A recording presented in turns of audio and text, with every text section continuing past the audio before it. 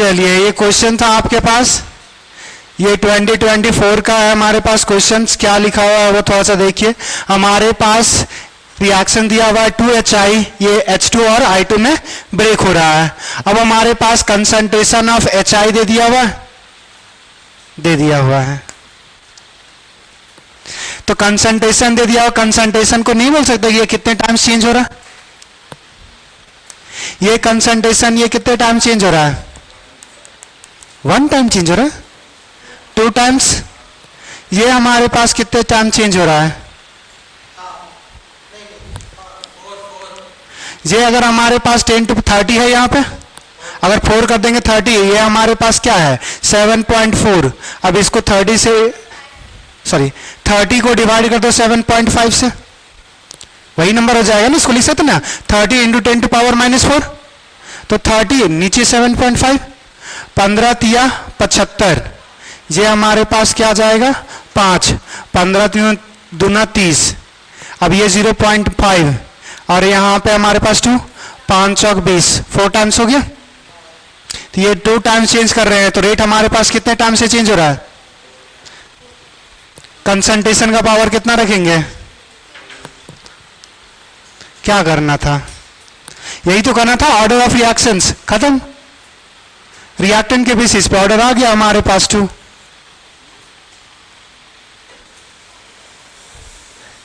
क्या करना था वैसे इसमें बताओ, क्यों नहीं बना? इतना ही तो काम करना है ना। या तो आप फर्स्ट और ये इसको ले लो, ये 2 टाइम चेंज हो रहा है, यहां पे देखो 4 टाइम्स चेंज हो रहा है, मतलब सीधा 2 का पावर कितना होना चाहिए 2, खत्म। क्लियर? अरे हाँ या ना?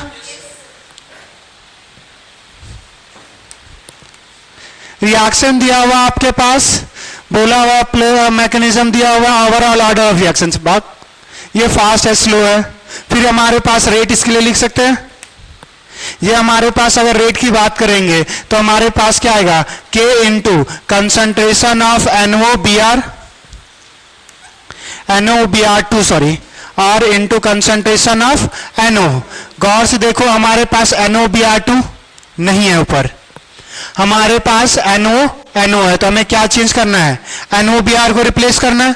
NOBr देखो हमारे Br2 यहां पे है, ये हमारे पास NO यहां पे है, Br2 इजिली रिप्लेस कर सकते हैं। मान के चलेंगे अगर इक्विलिब्रियम कांस्टेंट इसका K ले लेते हैं तो हम यहां से लिख सकते हैं K बराबर concentration of NOBr2 divide by concentration of NO divide by concentration of Br2। तो यहां पे हमारे पास कंसंट्रेशन ऑफ NOBr2 बराबर क्या लिख सकते हैं K टाइम्स ऑफ NO और Br2। इसको इक्वेशन 1 मान लो, फॉर्म इक्वेशन 1, या पुटिंग द वैल्यू ऑफ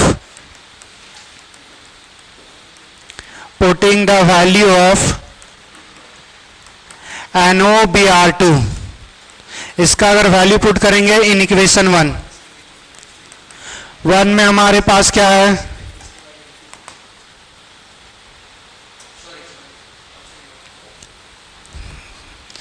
तुम लोग ना कुत्ता का पूछो, सीधा एक लाइन की बात है। अभी कुछ देर पहले हुआ होगा, बस सुनाया गया होगा, उससे पहले भी बोल चुके हैं कि हम जब वो पढ़ा रहे हैं आपस में ना बात करें, मगर वही है कुत्ते के पूछ। कितना भी प्यार से बोला जाए, डांट के भी बोला जाए, कुछ फर्क नहीं पड़ने वाला। जो करना है करो जिंदगी में, जाहिलो। पहले से अगर इसको हम K1 कंसिडर कर लेते तो यहां पे हमारे पास चेंज करेंगे तो ये टर्म्स क्या आ जाएगा हमारे पास K इंटू हमारे पास NO और हमारे पास Br2, ये Br2 पहले से एक टर्म्स था हमारे पास NO, ये NO 2 बार रिपीट हो गया। एक नया कांस्टेंट मान लेंगे हमारे पास K3 K2 जो मानना है वो। अब इन दोनों का पावर NO का हमारे पास करेंगे पावर 1 2 हो जाएगा, और हमारे पास Br2 पावर 1 2 और 1 3। ओवरऑल ऑर्डर हमारे पास ओवरऑल ऑर्डर ऑफ रिएक्शंस बोला था, 2 और 1 जोड़ देंगे 3 हमारे पास आंसर। क्लियर? किसी को कोई problem? Slowest step predetermining step, rate law लगा सकते हैं। हमारे पास दिखा ये इंटरमीडिएट है, ना रिएक्टेंट में है ना प्रोडक्ट में, तो हमें इसको रिप्लेस करना है। रिप्लेस करने के लिए सेम इक्वेशन थोड़ी यूज करेंगे, वो लिख लिया, सेम इक्वेशन की जरूरत नहीं है। तो हमारे पास एक ही इक्वेशन बचा हुआ जिसको रिप्लेस करेंगे, तो इसका इक्विलिब्रियम कांस्टेंट लिखेंगे, हमारे पास इसके टर्म्स में रिप्लेस कर देंगे। रिप्लेस कर दिए, ऑर्डर 3 आ गया।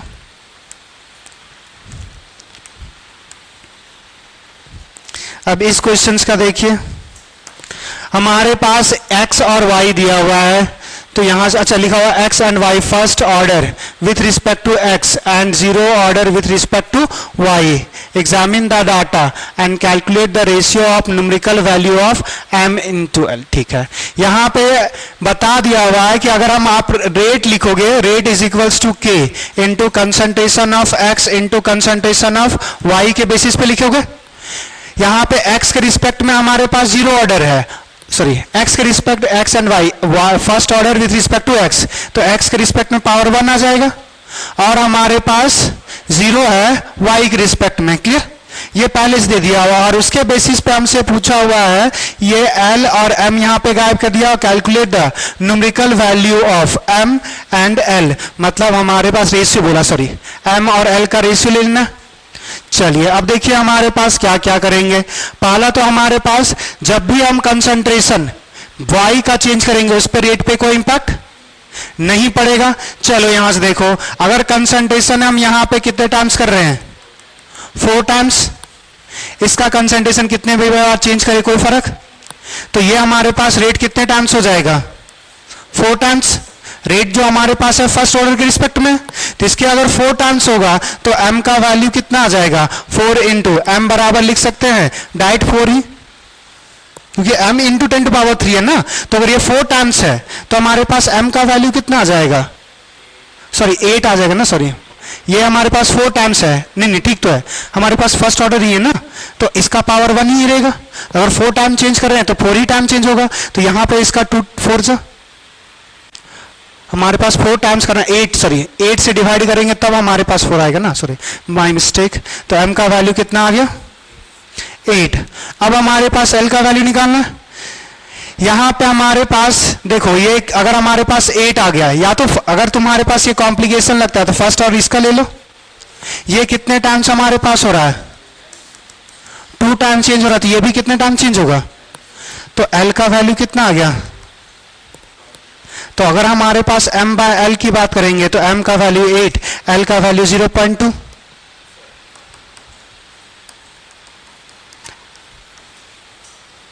कोई डिफिकल्टी ही नहीं था, क्या बना रहे थे समझ नहीं आ रहा हमको। फिर हमारे पास सेम टाइप का क्वेश्चन है, देखिए हमारे पास टेबल ऑब्टेन काइनेटिक स्टडी ठीक दे दिया हुआ है, हमारे पास experiment A and B initial concentration दे दिया हुआ है। यहाँ पे ऑर्डर की बात किया ही नहीं है कि हमारे पास ऑर्डर क्या है, मालूम कर सकते हैं। कंसंट्रेशन ए का हमारे पास, सॉरी ए का क्या करें कांस्टेंट, बी का हमारे पास कितने टाइम्स हो गया, ये कितने टाइम्स हो रहा है, 6 चौक 24, तो ये हमारे पास 4 टाइम्स, तो कंसंट्रेशन का पावर अगर 2 रख देंगे ये हो जाएगा, मतलब बी के रिस्पेक्ट में हमारे पास ऑर्डर जो आ गया वो 2। अब हमारे पास ए के बेसिस पे निकालेंगे, देखो यहां से ये कितने टाइम्स हो रहा है हमारे पास, मगर यहां पे नंबर से नहीं ना, इसको रुक जाओ, हमारे पास नंबर किसका किसका दिया हुआ है, हाँ पहला और तीसरा ले सकते हैं। ये हमारे पास क्या हो गया कांस्टेंट, ये कितने टाइम्स हो गया 2 टाइम्स, तो अगर हम यहां से बात करेंगे तो ये कितने टाइम्स हो रहा है 2 टाइम्स, कंसंट्रेशन 2 टाइम्स चेंज कर रहे हैं, ये भी कितने टाइम्स हो रहा है 2 टाइम्स, तो मतलब हमारे पास इसका पावर 1 होता कंसंट्रेशन का, तो बी के रिस्पेक्ट में भी हमारे पास, सॉरी ए के रिस्पेक्ट में भी हमारे पास आ गया, तो रेट बराबर हमारे पास लिखा जा सकता है k इंटू कंसंट्रेशन ऑफ ए का पावर 1, बी का पावर हमारे पास 2। अब देखो यहां से किसी एक वेरिएबल को एट ए टाइम सॉल्व करना, यहां से देखो ये कितने टाइम्स हो रहा है हमारे पास 2 टाइम्स, तो अगर ये 2 टाइम्स है तो ये कितने टाइम्स चेंज हो रहा है 6 टाइम्स, तो अगर ये 2 टाइम्स हो गया तो बी के रिस्पेक्ट में कितना था ये 2, पावर ऑर्डर 2 है ना, तो 2 2 जा 4 4 टाइम्स हमारे पास चेंज हो जाएगा। अब हमारे पास कितने टाइम चेंज करेंगे उसका कंसंट्रेशन? 6 टाइम्स हो। बात समझ में? अब यहां से देखो, यहां से एक डिवाइड कर लो, कुछ रेशियो आएगा, उसका पावर ले सकते हो। अगर तुम्हें लगेगा कि ये टर्म्स डिफिकल्ट लग रहा है तो दूसरे टर्म्स के साथ कर लो, ये यहां पे कर सकते हो जिसका वैल्यू पता है, और दूसरे अननोन का, ये इसके बेसिस पे भी कर सकते हो, सेकेंड और थर्ड। अगर हमारे पास सेकेंड और थर्ड के बेसिस पे करेंगे तो ये देखो तो कितने टाइम्स हो रहा है? 24 और 72 है ना, कितना? हमारे पास 3 टाइम्स आ गया। ये यहां पे हमारे पास कितना है? कांस्टेंट है, तो ये यहां पे कितने टाइम्स आ जाएगा? एक ही टाइम तो है। तो अगर हमारे पास ये कांस्टेंट होगा तो ये भी 3 टाइम्स हो गया, तो इसका वैल्यू कितना आ गया? 0.3। अगर ये 3 टाइम्स है तो एक ही रीजन है, ये तो कांस्टेंट हो गया। तो हमारे पास x का वैल्यू कितना आ गया? 0.3। तो हमसे पूछा था x का वैल्यू, देखो सबसे पहले 0.3, कम से कम ये दो ऑप्शन तो कैंसिल हो गए हमारे पास। अब दो C और हमारे पास D में चेक करना है। अब हमारे पास यहाँ पे देखो, यहाँ पे अगर 0.3 हो गया तो ये 3 क्या हो गया? कांस्टेंट। ये हमारे पास यहाँ पे देखो, अब ये 72 और ये हमारे पास डिवाइड करो तो ये 4 टाइम्स आ जाएगा, 4 टाइम्स आएगा ना, 28, अरे 4 टाइम्स आएगा यहाँ पे। ये हमारे पास क्या हो गया? 4 टाइम्स। ये हमारे पास यहाँ पे कांस्टेंट। तो अगर कांस्टेंट है तो बी के रिस्पेक्ट में कितना ऑर्डर है? Second order. तो ये हमारे पास कितने हो रहा होगा? 2 टाइम्स। 2 टाइम्स हुआ होगा, तब ये कितना टाइम्स हो गया? 4 टाइम्स। तो ये 0.2 का तो 0.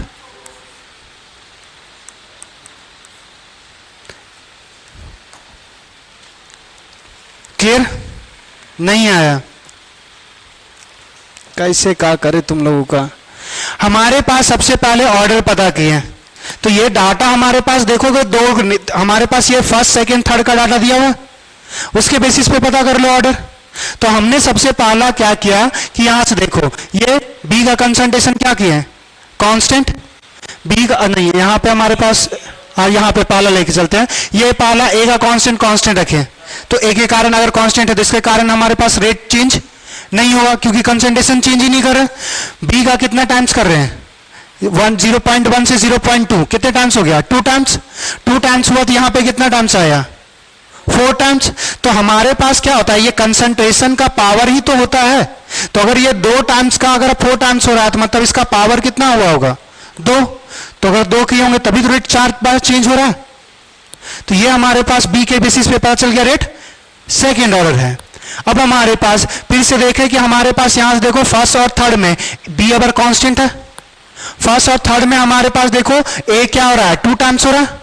और फर्स्ट और थर्ड में देखें तो हमारे पास ये भी कितने टाइम चेंज हो रहा है? 6 दूना 12, 2 टाइम्स। अगर यहां पे भी कंसंट्रेशन 2 टाइम चेंज कर रहे हैं तो रेट भी है हमारे पास 2 टाइम्स। मतलब 2 का यहां अगर यहां पे 2 कर रहे हैं तो 2 का पावर 1 हुआ होगा, तभी तो 2 टाइम्स चेंज हुआ। तो हमारे पास क्या पता चल गया? रेट एक्सप्रेशन पता चल गया कि ए के बेसिस पे ऑर्डर क्या है? 1, बी के बेसिस पे हमारे पास 2 है। अब हमारे पास यहां से देखो हमने क्या किया, ये फर्स्ट और थर्ड ले लिया, सॉरी सेकेंड और थर्ड लिया, तो सेकेंड और थर्ड में हमारे पास ये कितने टाइम्स चेंज हो रहा है? कोई भी नहीं। तो फर्स्ट और थर्ड में हमारे पास क्या हो गया? कांस्टेंट। अब यहां से देखो फर्स्ट और थर्ड में कितने टाइम्स हो गया? 3। तो या तो हमारे पास हमने यहां से बोला कि अगर 3 टाइम्स है तो यहां पे हमारे पास इसके बेसिस पे क्या आ जाएगा? कांस्टेंट। तो यहां पे जो चेंज हुआ होगा वो कितने टाइम्स हुआ होगा? ये तो बी कांस्टेंट हो गया ना, तो अब एक ही कारण खाली चेंज हुआ होगा। तो ये अगर 3 टाइम्स चेंज हो रहा है तो ये भी कंसंट्रेशन कितने बार चेंज होगा? 3 टाइम्स। तो 3 टाइम्स अगर 0.1 का 3 टाइम्स अगर कर देंगे, 3 टाइम्स कर देंगे तो कितना आ जाएगा? 0.3। तो हमारे पास पता चल गया ए का कंसंट्रेशन 0.3। दूसरा अब यहां से देखो ये 0.3 और 0.3 क्या हो गया? कांस्टेंट। मतलब ए के कारण कोई चेंजेस नहीं होगा, जो चेंजेस होगा वो बी के कारण चेंज होगा। तो बी के कारण चेंज होगा तो यहां से पता किया ये कितने टाइम्स हुआ? 4 टाइम्स। तो यहां पे पक्का 2 टाइम्स का चेंजेस हुआ होगा, तभी हमारे पास ये 4 टाइम्स का चेंज दिया। अगर ये 2 टाइम्स का चेंजेस हुआ होगा मतलब 0.2 को मल्टीप्लाई कर देंगे 2 टाइम्स से तो 0.4। Option number clear? किसी को और कुछ प्रॉब्लम? 36।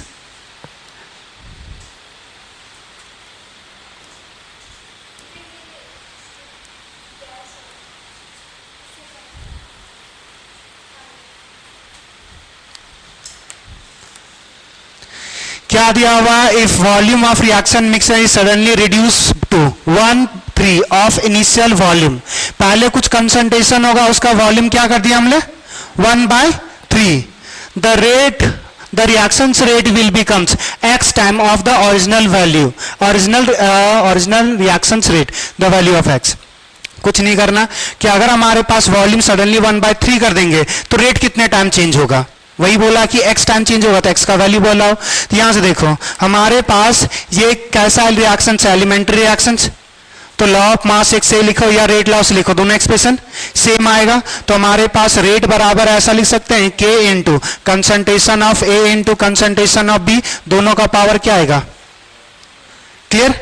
अब हमारे पास क्या कर रहे हैं, वॉल्यूम जो कर रहे हैं 1/3 रिड्यूस कर रहे हैं, तो अगर हमारे पास पहले कंसंट्रेशन अगर मान लेते हैं कि C होगा, या फिर ऐसा मान लेते हैं कि कंसंट्रेशन बराबर N/V कंसिडर कर सकते हैं, तो पहले N मोल्स था, V वॉल्यूम था, उस समय कंसंट्रेशन C था, तो अब इनिशियली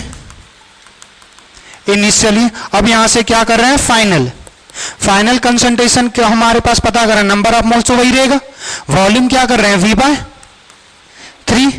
अब यहां से देखो ये हमारे पास 3, ये ऊपर चला जाएगा, 3 टाइम्स ऑफ N/V आएगा, तो N/V कितना था C, तो ये मतलब क्या हो गया, कंसंट्रेशन 3 टाइम्स।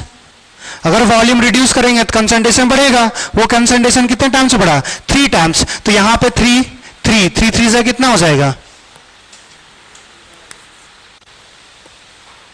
तो यहां से जो हमारे पास रेट जो चेंज होगा वो 9 टाइम्स हो जाएगा। पहले जो कंसंट्रेशन था मान लिए C मान लिए, तो उसके बेसिस पे एक्सप्रेशन आ जाएगा, फिर हम पुट करेंगे तो हमारे पास कितना, हमारे पास 3C दोनों के लिए, तो 3C C² तो वही रह जाएगा ना फिर से, तो 3 का मल्टीप्लिकेशन कितना आ जाएगा 9, तो ये 9 टाइम चेंज हो जाएगा।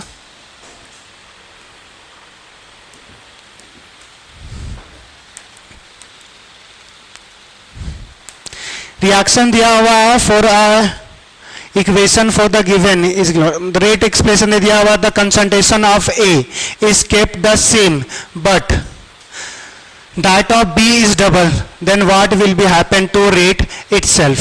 बोला रेट एक्सप्रेशन दे दिया हुआ, A का कोई चेंजेस नहीं कर रहे हैं, B हम लोग क्या कर रहे हैं डबल, तो अगर B डबल करेंगे तो ये हमारे पास क्या हो जाएगा 2 टाइम्स हो जाएगा, रेट भी डबल 2 टाइम्स, खत्म।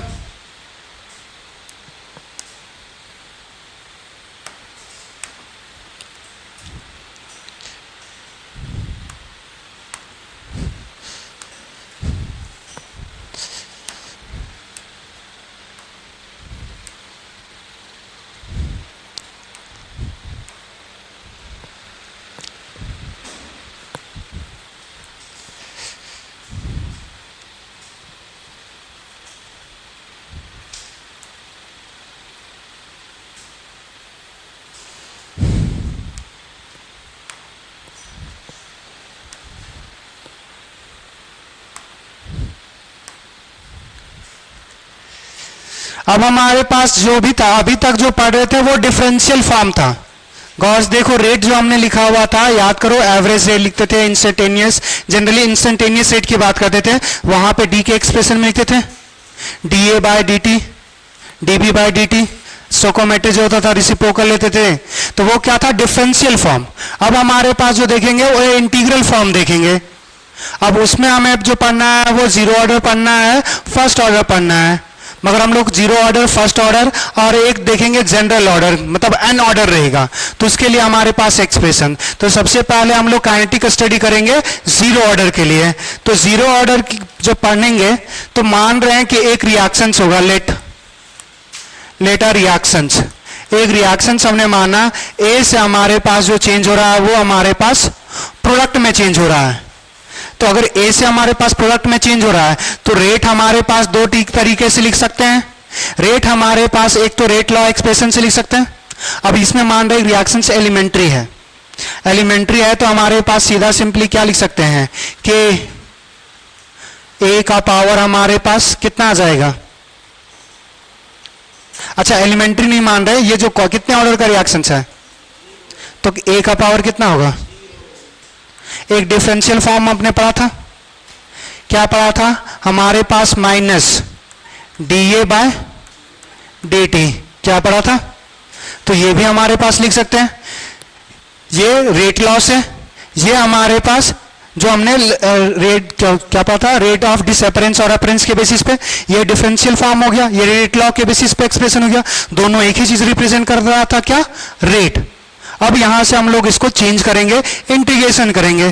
कोई अच्छा, अगर आपको ये थोड़ा सा, ये जो इंटीग्रेशन जो देख रहे हैं वो थोड़ा सा याद रखिएगा, आपका 12th बोर्ड में हो सकता है कि 12th बोर्ड में आपसे पूछा जाए कि डेरिवेशन लिखने के लिए जीरो ऑर्डर या फर्स्ट ऑर्डर अगर आए तो कोई बड़ा डिफिकल्ट नहीं है, ये लिख सकते हैं।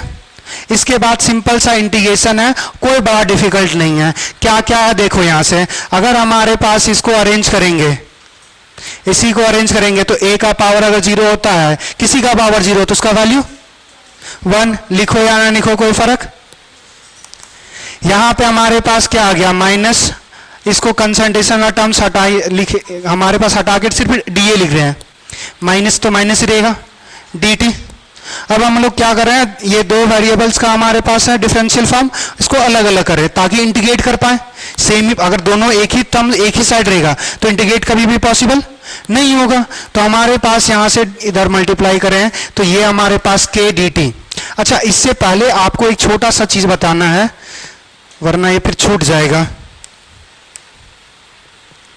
आपको मैंने रेट कांस्टेंट, सॉरी क्या है ये भाई, चेंज हो जा।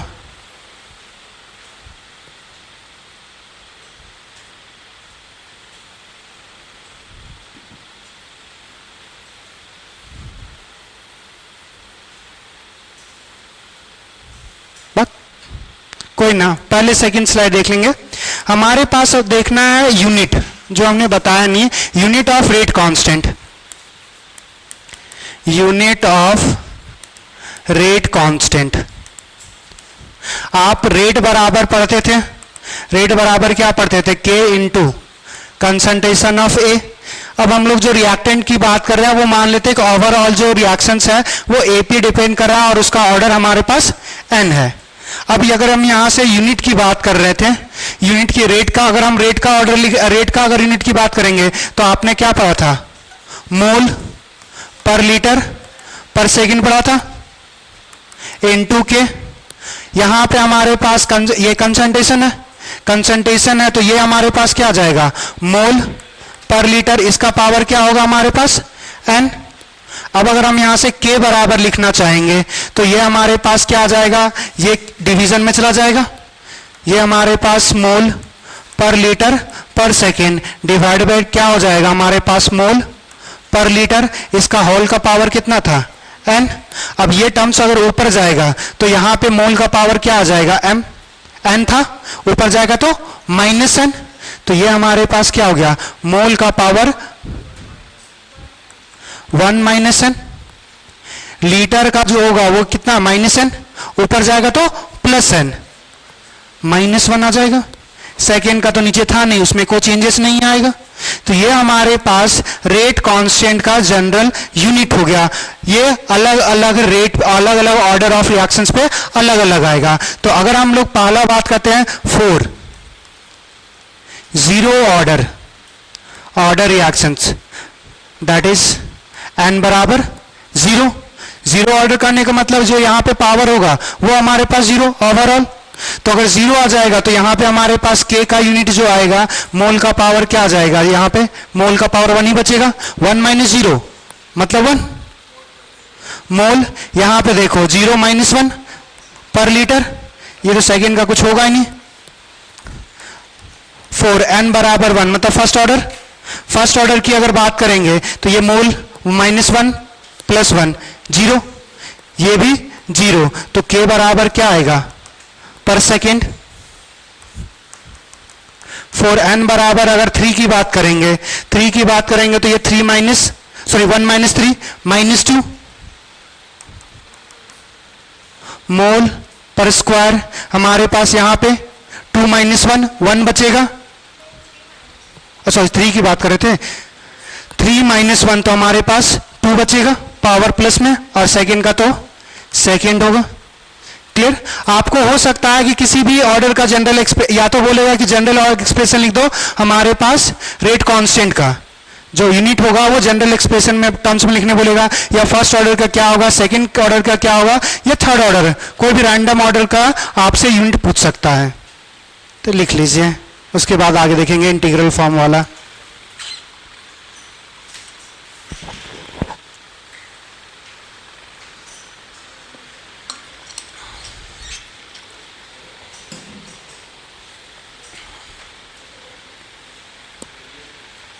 है इससे पहले वाला, उससे पहले वाला इसके बाद पढ़ेंगे, वो कंप्लीट नहीं किए हैं, पहले ये पढ़ लो वरना ऐसा वो फिर छूट जाएगा।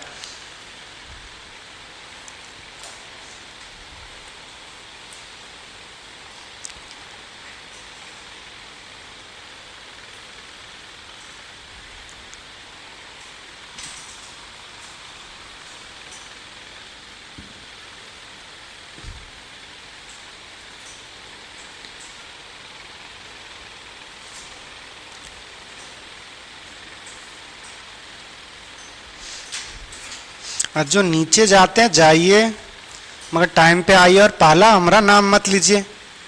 सर से पूछ के चले गए, हमसे पूछा गया है।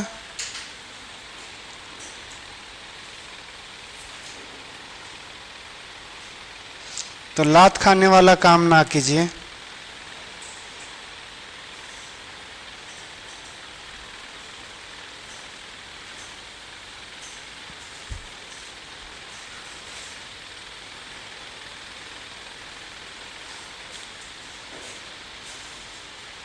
हो गया?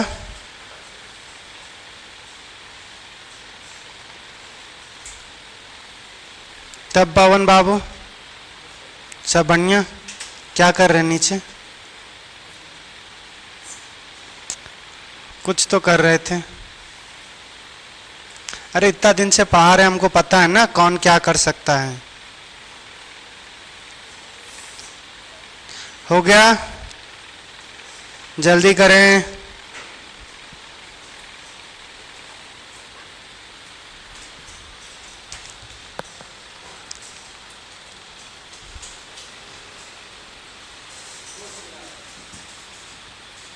हाँ हो गया। अब लिख लिए थे ना? अरे ये पहला वाला ही लिखना, अभी जो बताएं ये वाला लिखना था, वो वाला पूरा कहाँ किए हैं? अच्छी स्लाइड भेज देंगे, आराम से लिखते रहना घर में। जब स्लाइड मांग ही लेते तो फिर मतलब क्या है? यहां से हमारे पास dt इधर मल्टीप्लाई हो जाएगा, k times of dt is equals to हमारे पास यहां पे माइनस हमारे पास dA बच जाएगा। अब हम लोग क्या करने वाले हैं? इंटीग्रेट करेंगे both side with proper limit. Proper limit कहने का मतलब क्या है वो देखना। Integrating both side with proper limit. Proper limit के साथ करेंगे। जैसे देखना, पहला तो ये k क्या है? कांस्टेंट या वेरिएबल? कांस्टेंट या तो डिफरेंशिएशन हो या तो इंटीग्रेशन हो।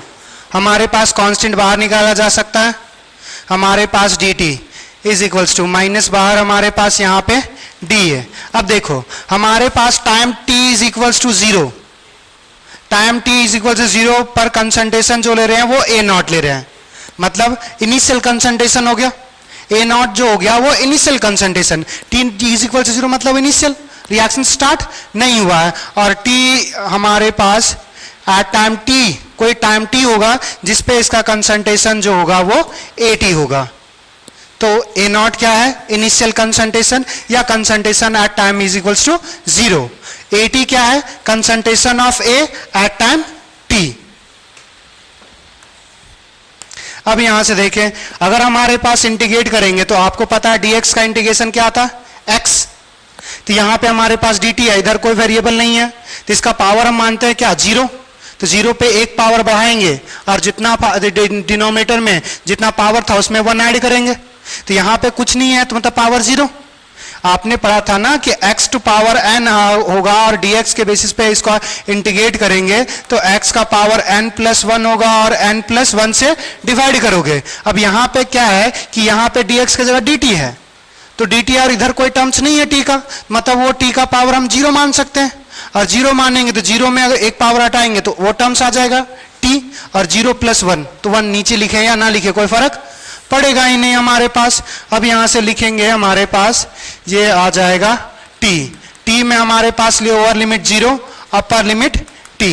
यहां पे हमारे पास सेम बात करेंगे तो concentration of A, lower limit हमारे पास A0, अपर लिमिट हमारे पास AT पुट करेंगे तो यहां पे हमारे पास T - 0 आ जाएगा, यहां पे हमारे पास क्या आ जाएगा AT माइनस हमारे पास A0।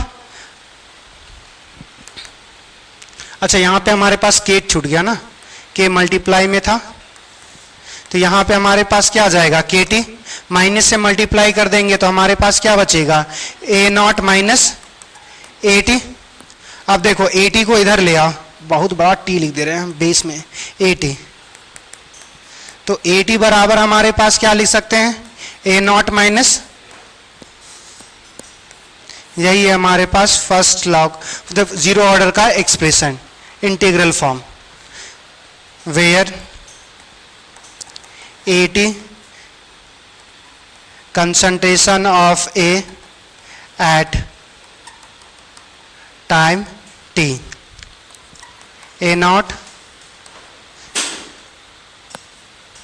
concentration of A at time t is equals to 0, या इनिशियल कंसंट्रेशन भी लिख सकते थे,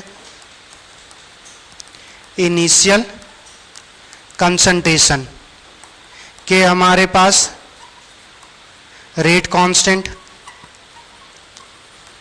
और टी हमारे पास टाइम, लिख लीजिए।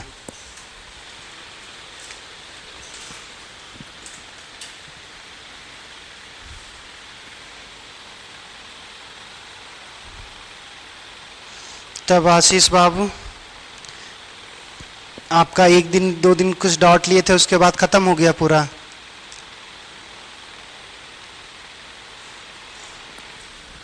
अच्छी बात है। तो एग्जाम दिए थे लास्ट टेस्ट? तो कहीं नहीं दिए थे, जब डॉट ही खत्म हो गया तो मतलब बना सकते थे।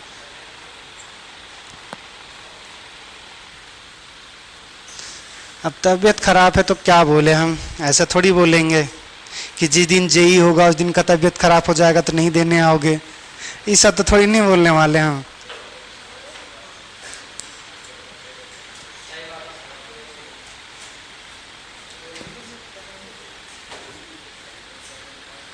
वो अभी इतना इम्पोर्टेंट नहीं है, अगर टेस्ट नहीं देते तब भी चल जाएगा। हमें भी पता है कि जेई का टेस्ट होगा, अगर इतना बहुत ज़्यादा सीरियस हो जाओगे तभी नहीं जाओगे, कि अगर चल ही नहीं पाए तब अलग बात है।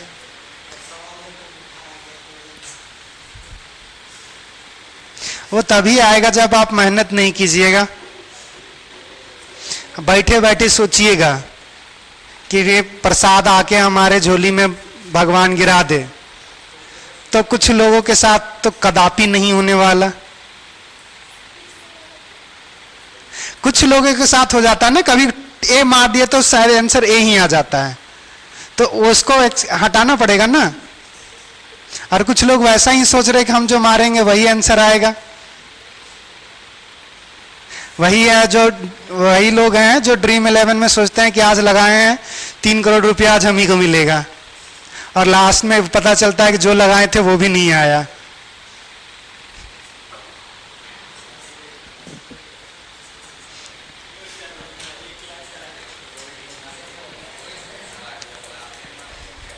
अभी कुछ देर पहले बोले थे कि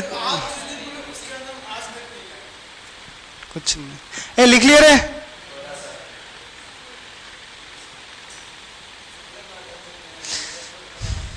अगर जल्दी नहीं लिखिएगा तो फिर वही काम करेंगे, स्लाइड भेज देंगे, आराम से बैठ के लिखते रहिएगा।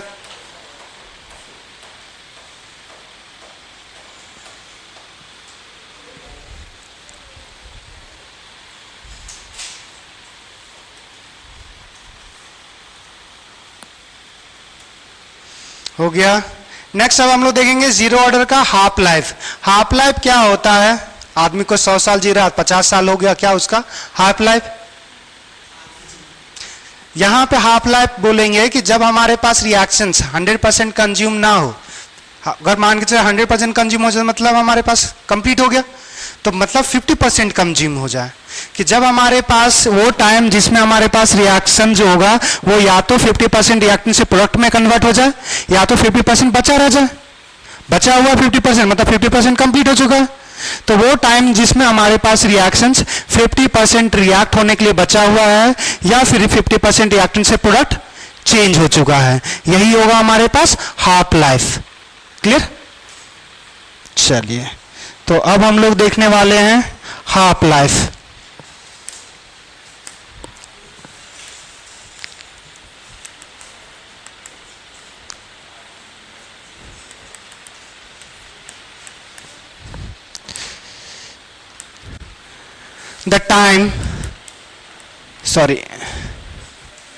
the time required to complete 50% of reactant is known as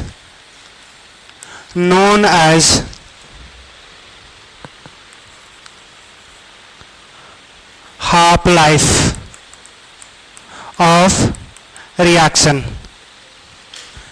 The time required to complete 50% of reactions is known as half life. अच्छा, यहां से अगर जगह बचा हो तो हाफ लाइफ को जो रिप्रेजेंट करते हैं वो, अच्छा लिख ही देते हैं ना, अलग पॉइंट ही बना देते हैं। Half life is represented by T 50%। 50% मतलब 50% कंप्लीट हो गया, 50% बचा हुआ है, या फिर हमारे पास ये आ जाएगा T हाफ। दोनों में से किसी से रिप्रेजेंट कर सकते हैं, T 50% या फिर हमारे पास T हाफ। अब देखो यहां पे जो टाइम लिखा होता है जनरली हम बात करते हैं वो उतना परसेंट कंप्लीट हो चुका है, तो T 50 की बात कर चुके हैं, तो यहाँ पे ऐसा है कि 50% बचा है या हमारे पास रिएक्ट कर गया है, वो दोनों बात चल जाता है। मगर जो भी अगर हम यहाँ पे परसेंटेज लिखते हैं वो रिप्रेजेंट करता है कि कितना परसेंट हमारे पास या कितना रिएक्शंस कंप्लीट हो चुका है। तो अगर हम यहाँ पे T 3/4 लिखेंगे तो इसका मतलब 3/4 हमारे पास रिएक्शंस कंप्लीट हो चुका है। 1/5 लिखे हैं तो 1/5 हमारे पास कंप्लीट हो चुका है। तो जनरली यहाँ पे जो टाइम के बेस में जो लिखा होता है वो कंप्लीशन का टाइम रिप्रेजेंट करता है कि कितना परसेंट हमारे पास रिएक्शंस कंप्लीट हो चुका है। क्लियर? तो अगर फ्रैक्शंस में चेंज करेंगे, रिप्रेजेंट करेंगे तो 1/2, परसेंटेज में चेंज रिप्रेजेंट करेंगे तो 50%।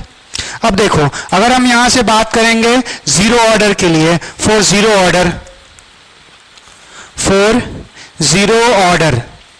जीरो ऑर्डर हमारे पास एक्सप्रेशन क्या लेके आए थे, AT is equals to A0 minus KT था। अब यहां से देखें, यहां से हमारे पास नाउ AT जो होगा वो हमारे पास बोलेंगे A0/2 हो जाएगा। अब का कंसंट्रेशन क्या हो, इनिशियल कंसंट्रेशन कितना था A0, तो A0 मतलब अब हमारे पास जो फाइनल कंसंट्रेशन होगा वो 50% बचा होगा, मतलब हाफ बचा होगा। तो कंसंट्रेशन एट टाइम T ये क्या हो जाएगा A0/2। जो टाइम को लिखेंगे वो या तो हमारे पास T 50% लिखेंगे या फिर हमारे पास T हाफ लिखेंगे। क्लियर?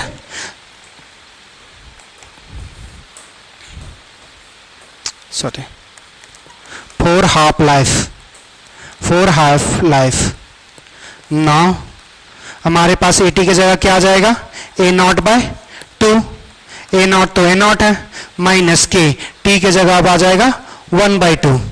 यहां से हमारे पास A0 इधर आ जाएगा तो माइनस में हमारे पास क्या बच जाएगा A0/2 माइनस में इज इक्वल्स टू हमारे पास minus KT half, minus minus क्या हो गया कैंसिल।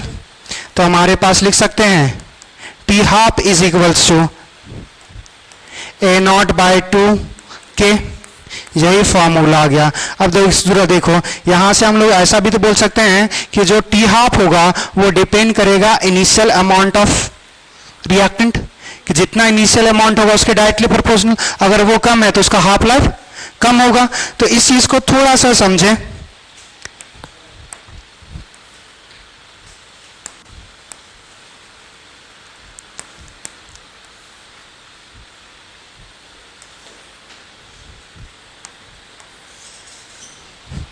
समझिएगा, अगर हमारे पास इनिशियल कंसंट्रेशन ए नॉट है, final concentration A not by 2 हो गया, तो ये जो टाइम रिक्वायर्ड होगा उसको लिख सकते हैं टी हाफ या टी 50%। अब देखो, अब हम अगर हम शुरू में ही कंसंट्रेशन ए नॉट बाई 2 मानेंगे, तो यहां पे अगर हमारे पास ए नॉट बाई हमारे पास 4 हो गया, तो ये भी क्या हो गया, एक हाफ लाइफ, तो ये भी हमारे पास टी हाफ है। अगर हमने initial concentration A not by 4 consider किया, तो हमारे पास ए नॉट बाई 8 होगा, तो ये भी क्या है, हाफ लाइफ। अगर हमने माना कि ये हमारे पास अगर 10 मिनट है, अगर ये 10 मिनट है, तो यहां पे कितना हो जाएगा, 5 मिनट। अरे इनिशियल अमाउंट पे डिपेंड कर जाएगा ना, पहले ए नॉट बाई 2, अगर ए नॉट बाई 2k का वैल्यू 10 मिनट ले रहे हैं, तो अगर इनिशियल कंसंट्रेशन कितना है, ए नॉट बाई 2, वो क्या आ जाएगा, इसका हाफ आ जाएगा। तो अगर 10 मिनट था तो यहां पे 5 मिनट, अगर और यहां पे कितना आ जाएगा, 2.5। अगर हमारे पास ऐसा टर्म्स दिया रहे कि इनिशियल कंसंट्रेशन का हमारे पास डायरेक्ट दे दिया हुआ है कि हमारे पास ए नॉट बाई 8 अगर लिखा रहे, तो वो पता चल रहा है कि 2 से डिवाइड करते जाएंगे तो वो चलते जाएगा। तो अगर हाफ लाइफ निकाल लेंगे तो उतने डायरेक्ट हमारे पास, अगर हाफ लाइफ दिया रहेगा तो उसको डायरेक्ट हम लोग चेंज कर सकते हैं। लिख लीजिए, मेरा वो मोटिव था कि वहां बताने का सीधा सिंपल कि इनिशियल अमाउंट पे डिपेंड करेगा। आप अगर नॉर्मल ये फॉर्मूले से यूज करके भी बनाना चाहेंगे बना सकते हैं, कोई प्रॉब्लम नहीं है। बस आपको ये याद रखना है कि हमारे पास कंसंट्रेशन जो होगा, इनिशियल अमाउंट, जो इनिशियल कंसंट्रेशन होगा वो हाफ लाइफ पे डिपेंड करेगा। आगे देखेंगे जीरो ऑर्डर, फर्स्ट ऑर्डर पे डिपेंड ही नहीं करेगा, सेकेंड ऑर्डर पे हमारे पास इनवर्सली डिपेंडेंट होता है। थर्ड ऑर्डर पे देखने को क्या मिलेगा कि इनवर्सली हमारे पास जो कंसंट्रेशन होगा वो इनवर्सली प्रोपोर्शनल होगा हमारे पास स्क्वायर ऑफ इनिशियल कंसंट्रेशन। तो जनरल टर्म्स हम लोग देखेंगे तो कभी कभी पूछता है कि कौन से ऑर्डर के लिए हाफ लाइफ जो होगा वो इनिशियल अमाउंट पे डिपेंड करेगा, हमारे पास अमाउंट पे डिपेंड नहीं करेगा, या फिर हमारे पास इनवर्सली डिपेंडेंट होगा, वो सारी चीजें।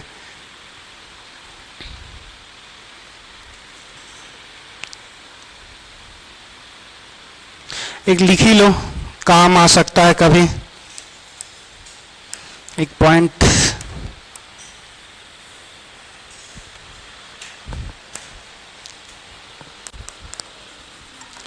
half life of zero order of reaction depends upon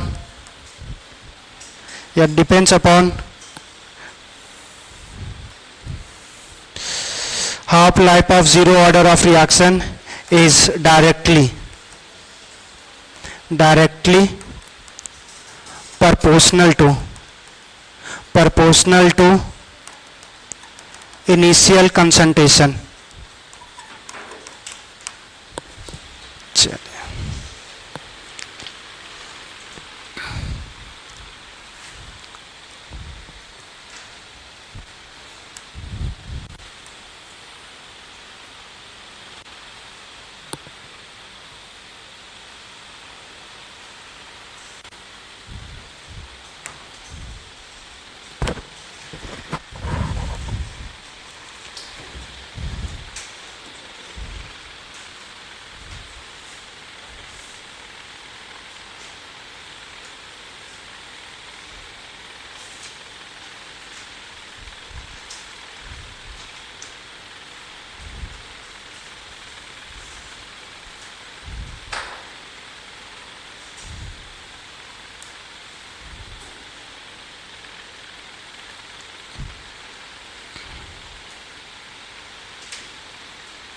हो गया।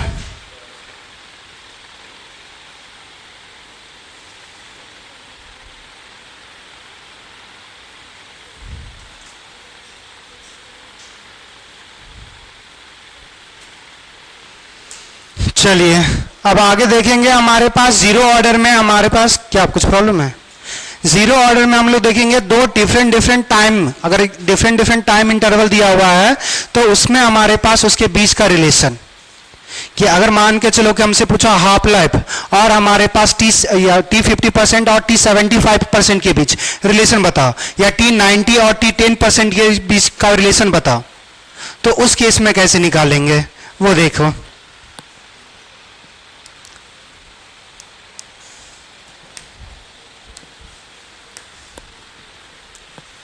अब यहां से देखना, हमारे पास relation between two different relation between two times in zero order reactions, zero order reaction। हमारे पास दो टाइम का रिलेशन जीरो ऑर्डर के लिए, यहां से देखें, अगर हमारे पास एक रिएक्शन है जो हमारे पास 50% कंप्लीट हो चुका है, दूसरा हमारे पास जो है वो 75% कंप्लीट हो चुका है, तो अगर यहां पे सीधा सिंपली ये जितना परसेंटेज लिखा रहे, या हमारे पास अगर फ्रैक्शंस में लिखा रहे, जितना लिखा है बस वही नंबर लिख दो, 50/75, यही रिलेशन आएगा। तो यहां से अगर डिवाइड करेंगे तो ये कितना आ जाएगा हमारे पास, 5 दूना कितना, कितने से 25, 25 दूना 50, 25 दिया 75, तो ये हमारे पास क्या आ गया 250% बाई टी 75% के बीच क्या आ जाएगा 2:2। क्लियर? तो अगर हमारे पास टी 50% दिया हुआ है, टी हमारे पास 75 निकालने के लिए बोला हुआ है, इजिली निकाल सकते हैं, कोई फॉर्मूले लगाने की जरूरत नहीं है। बस ये अप्लीकेबल किसके लिए होगा, जीरो ऑर्डर। फर्स्ट ऑर्डर पे अप्लाई मत कर देना, फर्स्ट ऑर्डर में स्पेसिफिक रिएक्शंस का स्पेसिफिक परसेंटेज का रिलेशन होता है, मगर जीरो ऑर्डर में कुछ नहीं। हमारे पास ऐसा लिख सकते हैं, टी अगर x% कंप्लीट हुआ है और टी हमारे पास y% अगर कंप्लीट हुआ है, तो इसका रिलेशन जो आएगा वो x/, यही है सीधा सिंपली। अब कोई भी दो टाइम का बोले कोई मतलब नहीं है। क्लियर? अगर आपको लगता है कि हम लोग रिलेशन निकाल के भी कर सकते, अगर ये प्रूव करना चाहोगे तो बोलो, प्रूव कर देंगे। आप ये तो ट्राई करना घर में ट्राई करना 50 और 75 का ट्राई करना। टी 50 के लिए लिख सकते हो ना एक्सप्रेशन, अभी हम लोग निकाला, उसी तरह 75 के लिए लिख सकते हो, तो लिखना और देखना सेम रिलेशन आ जाएगा। जब ये प्रूव हो जाएगा तो फिर x/y वाला परसेंटेज वो भी आ जाएगा, वो जनरलाइज कर सकते हैं। आगे बढ़े। अब आगे हमारे पास जो देखना है वो ग्राफ देखना है कि जीरो ऑर्डर का ग्राफ क्या होगा। तो आपको कभी कभी बहुत बार क्वेश्चन पूछा हुआ है, मोस्टली जो पूछता हुआ है वो फर्स्ट ऑर्डर का पूछा हुआ है, या पूछ देगा कि आपका सीक्वेंस ऑफ रिएक्शन, या बोल देगा कि which of the flowing represent first order of graph, which of the flowing graph represent first order zero order, क्योंकि फर्स्ट और जीरो ऑर्डर ही आपको पढ़ना है। तो यही दो चीज आपसे पूछा जाएगा। तो देखो हमारे पास जो ग्राफ की बात करेंगे वो हमारे पास एक x वर्सेस t की बात करेंगे, एक at वर्सेस t की बात करेंगे, और t हाफ वर्सेस a की बात करेंगे। अब यहां से देखो ये हमारे पास x क्या है, अगर हम मान रहे थे कि रिएक्शन से हमारे पास a से हमारे पास चेंज किस में हो रहा है, प्रोडक्ट में, तो t टाइम्स 0 पे हमारे पास क्या कंसिडर कर रहे थे, इसका कंसंट्रेशन कितना होगा A0, और हमारे पास टाइम t पर कंसंट्रेशन क्या कंसिडर कर रहे हैं हम लोग, AT। तो AT बराबर ये लिख सकते हैं कि A0 में अगर x कंज्यूम हो गया तो हमारे पास वही होगा AT, रिएक्शंस में कुछ कंज्यूम होगा ना। अब यहां से देखो x बराबर क्या लिख सकते हैं हमारे पास A0 माइनस AT। आपने फर्स्ट जो हमारे पास जीरो ऑर्डर में रिएक्शंस क्या पढ़ा था, AT इज इक्वल्स टू हमारे पास A0 माइनस KT। अब यहां से देखो हमारे पास ये KT बराबर लिख सकते हैं A0 माइनस AT, तो ये क्या आ गया हमारे पास x आ गया। तो x और आपको t के टर्म्स में रिलेशन लिखना है। गौर से देखो ये हमारे पास x या x एक्सिस मानो या y एक्सिस, ये कुछ आ रहा है y is equals to mx के फॉर्म में, मतलब हमारे पास इंटरसेप्ट नहीं होगा, जो लाइन होगा वो ओरिजिन से पास करेगा, स्लोप जो होगा वो रेट कांस्टेंट होगा।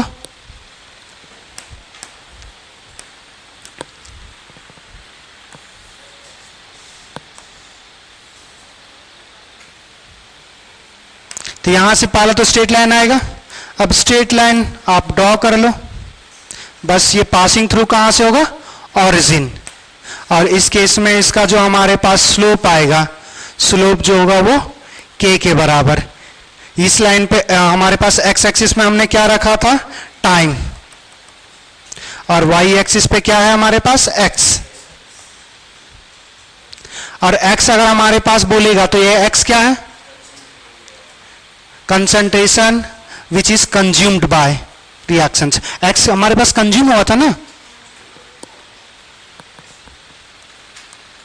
प्रोडक्ट तो हमने कुछ लिखा नहीं तो उसको डायरेक्ट नहीं लिख सकते थे कि x हमारे पास फॉर्म हो रहा है या 2x फॉर्म हो रहा है।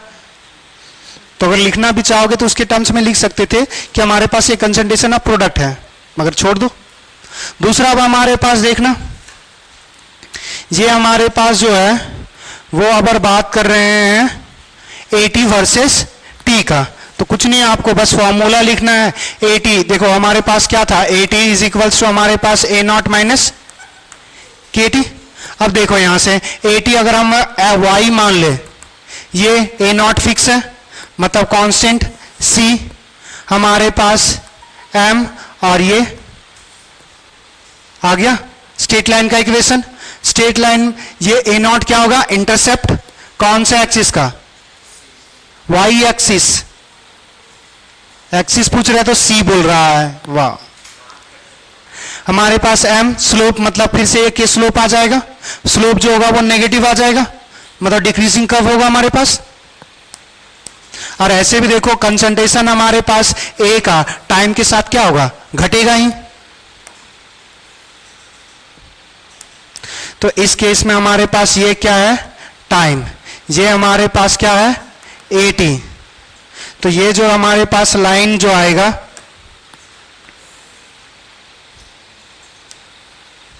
ये हमारे पास A0 हो जाएगा, ये हमारे पास स्लोप अभी भी क्या होगा, K।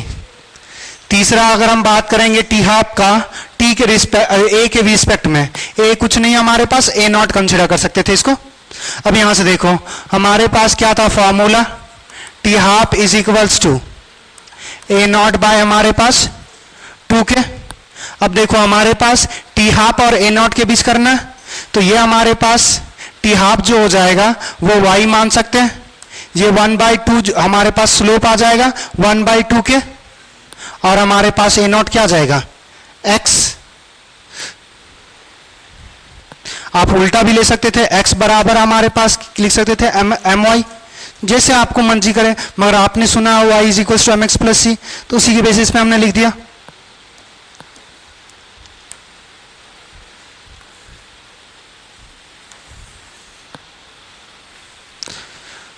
हमारे पास लाइंस,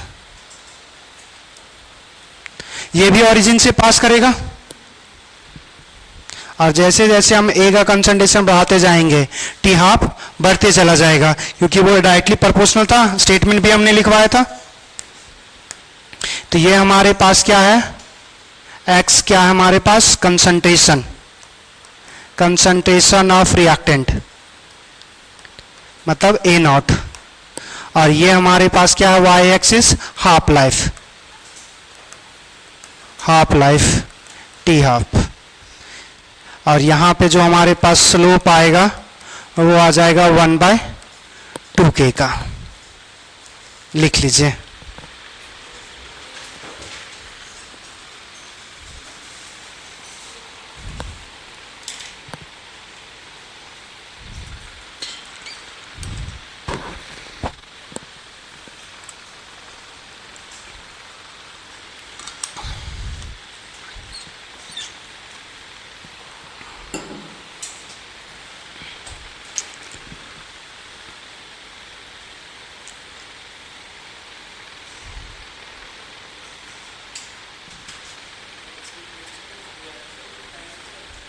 क्या वो क्या कर रहे हैं, एक्स एक्सिस पे A0 इनिशियल कंसंट्रेशन क्या कर रहे हैं, बढ़ा रहे हैं ना।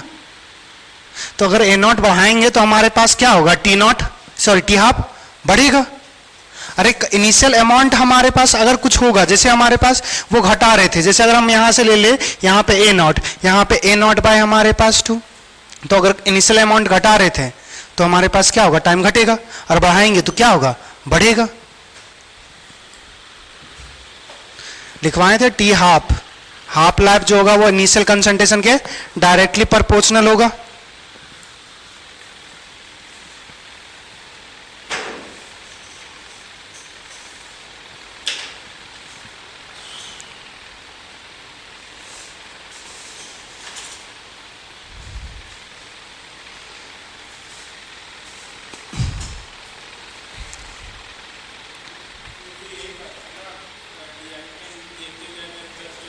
देते नहीं जाएंगे, हम ये बात करें कि अलग अलग अगर हमारे पास इनिशियल कंसंट्रेशन होगा, एक बार हमने रिएक्शंस को 10 मोल पे चेंज किया, फिर 20 पे चेक किया, 30 पे चेक किया, तो जितना अमाउंट बढ़ाते जाएंगे उसका हाफ लाइफ उतना बढ़ते जाएगा। वो चीज किया हुआ है वो, ये नहीं कि पहले हमारे पास कंसंट्रेशन कुछ ले लिए थे फिर घटते गया उसके बेसिस पे हाफ लाइफ देख रहे हैं, या उसके बेसिस पे भी करते जाओ तो कंसंट्रेशन इधर घटेगा ना तुम्हारा।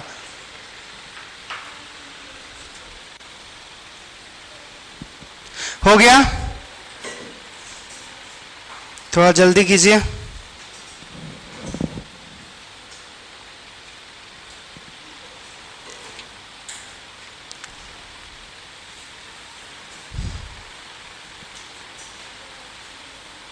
हो गया,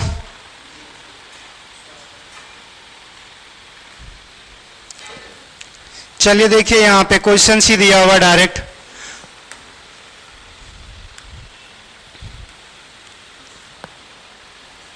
देखिए यहां से लिखा हुआ which of the flowing most appropriate represent a zero order, देखो 2025 इसी साल पूछा हुआ है, तो आपसे पूछा हुआ था यहां पे क्या दे दिया हुआ हमारे साथ, रिएक्टेंट कंसंट्रेशन, रिएक्टेंट का कंसंट्रेशन और हमारे पास टाइम, मतलब 80/80 वर्सेस हमारे पास टी का कर्व गिव। ए नॉट कर देंगे तो ए नॉट क्या है, इनिशियल कंसंट्रेशन, वो फिक्स कर दे रहे हो ना कुछ, वो कंसंट्रेशन हम बात करेंगे ए का किसी भी टाइम पे, तो concentration with respect to time, तो वो हमारे पास ये जो ग्राफ है 80 वर्सेस हमारे पास टाइम का है, तो देखो यहां से 80 वर्सेस हमारे पास टाइम का, ये क्या है, negative slope, option number B. अच्छा यहां पे देखो रेट लिखा हुआ है टाइम के साथ, अब ये हमारे पास जो सबसे ज्यादा एप्रोप्रिएट होगा, तो ये तो किसी का भी रेट की बात करेंगे तो वो कंसंट्रेशन टाइम के साथ क्या होगा, घटेगा, तो रेट तो किसी का भी घट सकता है, बात समझ में आ रहा है।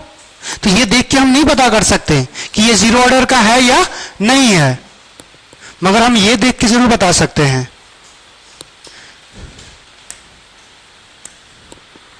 पहला कंसंट्रेशन टाइम के साथ तो घटेगा, कांस्टेंट तो रहने वाला नहीं है, तो ये गलत हो गया। हमारे पास कंसंट्रेशन, ये आगे देखेंगे फर्स्ट ऑर्डर का हमारे पास जो ग्राफ आएगा, और ये हमारे पास रेट लिखा हुआ है, तो रेट टाइम के साथ हमेशा चेंज होगा, तो वो किसी का भी हो सकता है, इससे जीरो ऑर्डर का हमारे पास पता नहीं चल रहा, जीरो ऑर्डर का सिर्फ option number 2। Clear. Kinetic study of zero order, अच्छा 2 बार कहां से आ गया ये, नहीं यहां पे होना चाहिए first order.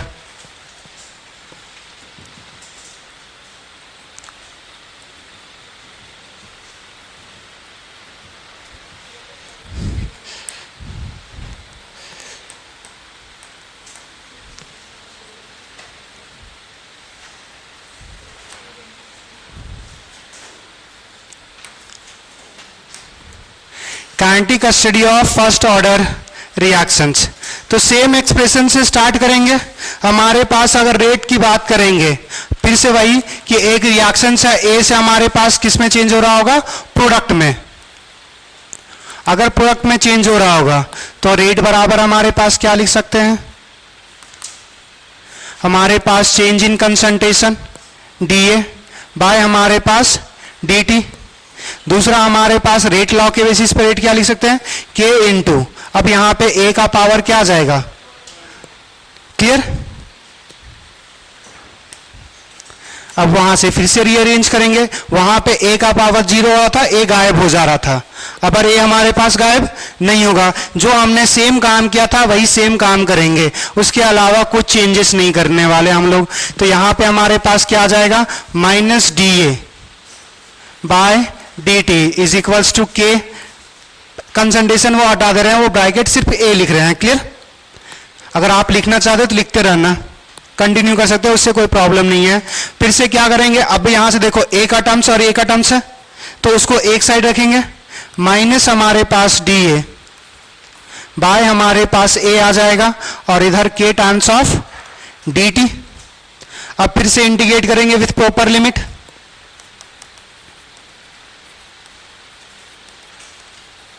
Integrating both side with proper limit।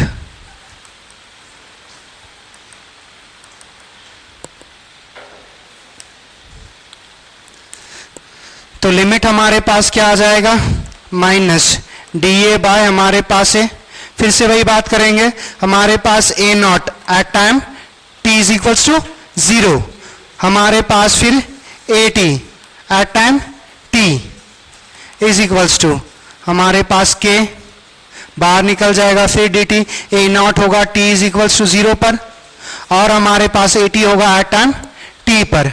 अब यहां से इसका इंटीग्रेशन क्या होता है, dx by x, 1 by dx by x का क्या होता है, बहुत अच्छे,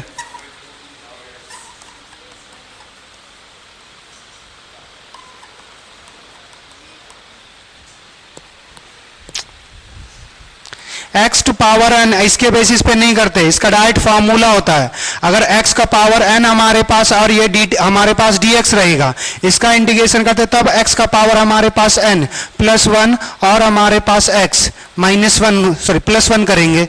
अब यहां से देखो, यहां पे इसका पावर क्या है 1 सॉरी माइनस 1, तो माइनस 1 में एक ऐड करेंगे क्या आएगा 0, तो ये पॉसिबल नहीं होता, ये जनरल फॉर्म के लिए होता है। बस ये यहां पे आप लिखते हो कि n का वैल्यू बस 1 नहीं होना, -1 नहीं होना चाहिए, -1 होगा तो उस केस में आप ये पढ़ते हो dx बाय x का इंटीग्रेशन log x होता है।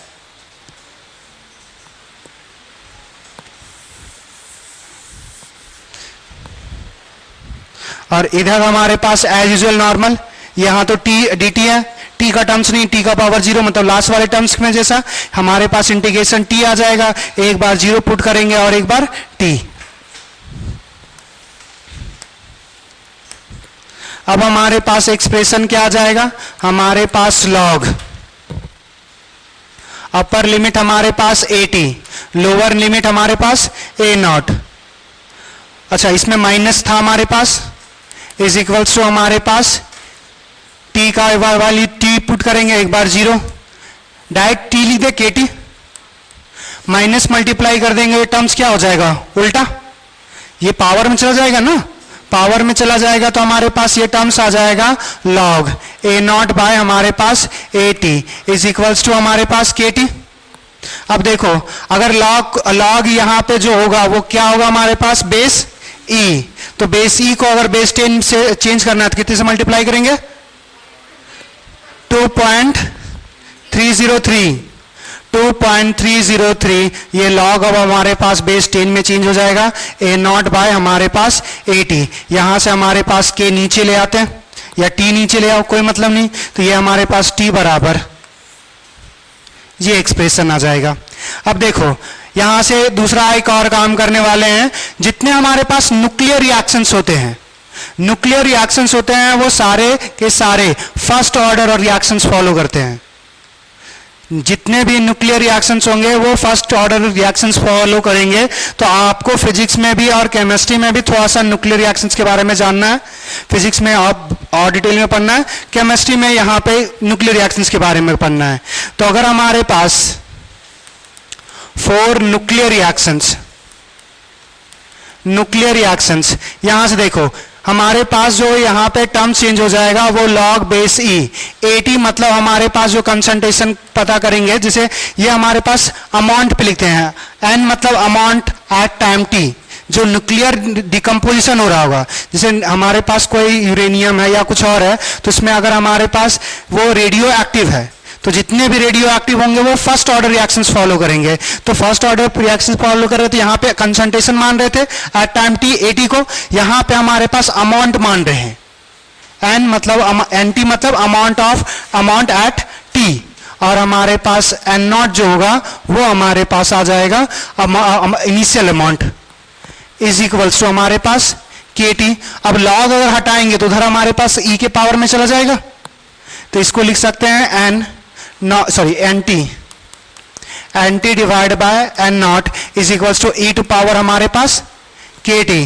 तो हमारे पास एन टी बराबर क्या लिख सकते हैं, N naught E to power हमारे पास k T.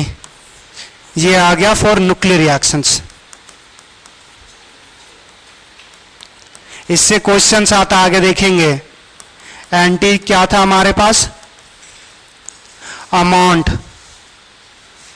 After time T, N naught initial amount, बाकी हमारे पास के टी सेम ही होगा। अच्छा एक मिनट, अरे यहां नेगेटिव था ना हमारे पास, ये नेगेटिव था, ये नेगेटिव यहां पे साइड में, इसको नेगेटिव इधर भी चेंज कर सकते, कोई प्रॉब्लम, ये सब में नेगेटिव आ जाएगा। यहां पे भी लिख लो क्या क्या टर्म्स था, where T is equals to time, k हमारे पास रेट कांस्टेंट, ए नॉट हमारे पास इनिशियल कंसंट्रेशन, ए टी हमारे पास concentration at time T. Clear? चलिए।